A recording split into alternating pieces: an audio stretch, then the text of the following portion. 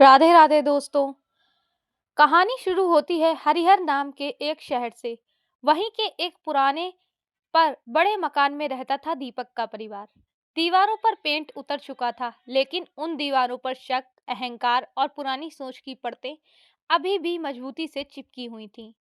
घर में थी दीपक, उसकी पत्नी अनुष्का, सास रुक्मणी, नंद पायल और बड़े भाई राजू की पत्नी किरण। सब एक साथ रहते थे, पर दिल एक साथ नहीं था। कई रिश्ते सिर्फ नाम के होते हैं, और यही इस घर का सच था। अनुष्का का इस घर में पहला दिन। अनुष्का की आंखों में उम्मीद थी, दिल में अपनापन और एक सपना था कि ये घर उसका भी होगा।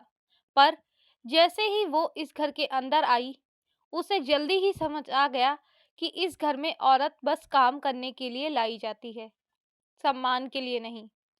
रुक्मणी की आंखें महेमश महेमशा ताने थे। पायल की बातों में हमेशा चुभन, और किरण की मुस्कान के पीछे हमेशा जलन। अनुष्का सुबह से रात तक बिना रुके काम करती, पर उसके हिस्से में सिर्फ तू ये गलत करती है और तू घर चलाना नहीं जानती जैसे शब्द आते। वो चुप थी, क्योंकि कभी कभी चुप रहना ही खुद को बचाना होता है। दीपक सब देखता था, पर उसका डर कि घर टूट जाएगा उसे बोलने नहीं देता था। लेकिन प्रेम कुछ ऐसा होता है, अगर वो दिल में हो तो एक दिन आवाज बनकर बाहर आता ही है। वो दिन जिसने सब कुछ बदल दिया। एक रात अनुष्का से खाने में थोड़ा नमक ज्यादा पड़ गया, बस इतना ही। रुक्मणी ने गुस्से में प्लेट फेंक दी। किरण ने हंसकर ताना दिया। पायल ने आंखें घुमाई। अनुष्का चुपचाप सब कुछ सुनती रही। लेकिन दीपक उस रात बाहर बरामदे में बैठा रहा और सब देखता रहा, बहुत देर तक।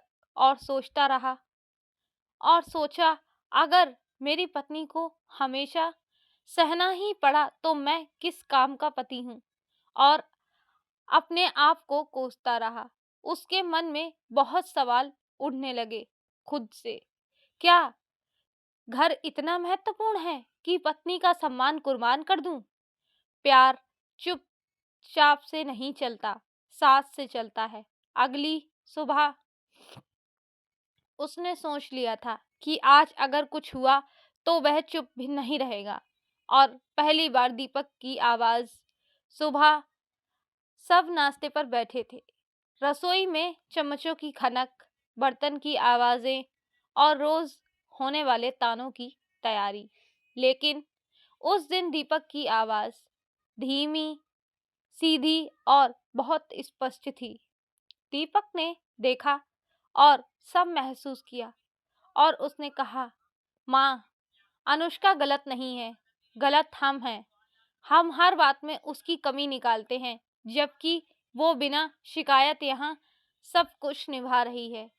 मैं अब चुप नहीं रहूंगा।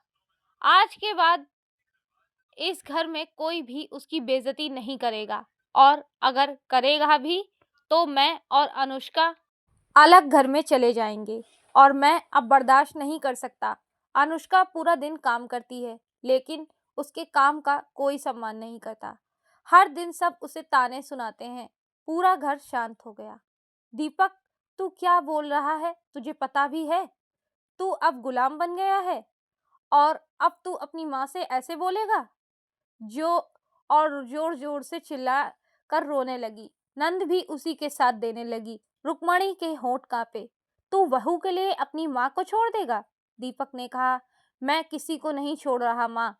मैं सिर्फ सही का साथ दे रहा हूँ, और पत्नी का सम्मान मेरा धर्म है। अब मैं माँ आपका बेटा ही रहूंगा, लेकिन वह भी मेरी ही पत्नी है। माँ, वह भी किसी की बेटी रही होगी ना, और किसी की बहन रही होगी, और अब मेरी पत्नी है।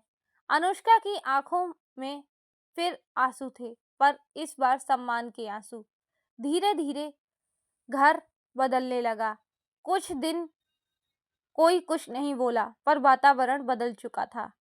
अनुष्का काम करती, लेकिन ताने नहीं आते। पायल अब उससे बातें पूछने लगी। किरण भी धीरे धीरे नरम होने लगी। और एक दिन रुक्मणी ने खुद कहा, अनुष्का, चाय मेरे लिए भी बना दो, तुम्हारे हाथ की चाय में अलग स्वाद है। ये शब्द नहीं थे, ये उसकी पहचान थी। अनुष्का मुस्कुराई और धीरे, सहज, गर्म, जैसे कोई पुराना जख्म भरने लगा हो। इसी ही समय बदलने लगा। कुछ महीनों बाद सास रुक्मणी अचानक बीमार पड़ गईं। बुखार, कमजोरी और सांस फूलने की शिकायत। घर में अफरा तफरी मच गई। किरण को सेवा की आदत नहीं थी। पायल सिर्फ रोती रही। राजू काम में लगा था। दीपक ऑफिस से छुट्टी नहीं ले सकता था। और फिर वही हुआ जो अनुष्का हमेशा से ही करती आई थी। चुपचाप, बिना शोर, बिना दिखावे के उसने जिम्मेदारी उठाई। रात रात भर जागना, दवाई के समय का ध्यान, गुनगुना पानी, पैर दबाना, धीमी आवाज में बात करना। अनुष्का की माँ की देखभाल ऐसे कर रही थी जैसे इनके जीवन का अस्तित्व उसी पर टिका हो। एक रात रुक्मणी धीमी आवाज में बोली, अनुष्का, तू थक नहीं जाती? अनुष्का ने धीरे से कहा, माँ, अपनों की सेवा में थकान नहीं होती। ये शब्द रुक्मणी के दिल में कहीं गहरे उतर गए। उस रात रुक्मणी की आंखों में चुपचाप आंसू गिरते रहे, क्योंकि उन्होंने पहली बार महसूस किया कि जिस बहू को वो सालों से अपमानित करती रही हैं, वही आज उनका सहारा है। फिर एक दिन जब रुक्मणी ठीक हो गई, उन्होंने पूरे परिवार के सामने कहा, इस घर की असली लक्ष्मी हमेशा ही अनुष्का थी। हमने देर से पहचाना, पर अब मैं खुद कहती हूँ, इसे सिर्फ बहू मत समझो, यह इस घर की बेटी है। अनुष्का की आंखें भर आईं और दीपक भी मुस्कुराया। किरण ने सिर झुका लिया। पायल दौड़कर अनुष्का को गले लगा ली और घर की दीवारों पर जमी अहम की परतें धीरे धीरे पिघलने लगी। और आखिर में ये कहानी सिर्फ एक लड़की की नहीं, ये कहानी उन लाखों औरतों की है जो यह सब सहकर भी टूटती नहीं है, सब बांध कर भी बिखरती नहीं है। और ये कहानी एक ऐसे पति की भी है जिसने समझा कि पत्नी को सम्मान देना, पत्नी की तरफदारी करना, पत्नी का हाथ थामना घर तोड़ना नहीं होता, घर बचाना होता है। बीवी की तरफदारी गलत नहीं होती, गलत तब होता है जब वो सही ना हो। और पति चुप रहे, जीवन साथी जीवन बदल सकता है और जीवन भी खुशहाल बन जाता है। किसी के साथ देने से, जब हमसफर साथ देता है तो सब कुछ बदल जाता है और जिंदगी और हसीन बन जाती है। दोस्तों, उम्मीद करती हूँ आपको ये कहानी पसंद आई होगी। तो हमारे चैनल को सब्सक्राइब करना बिल्कुल मत। फिर मिलेंगे एक नई वीडियो के साथ। धन्यवाद।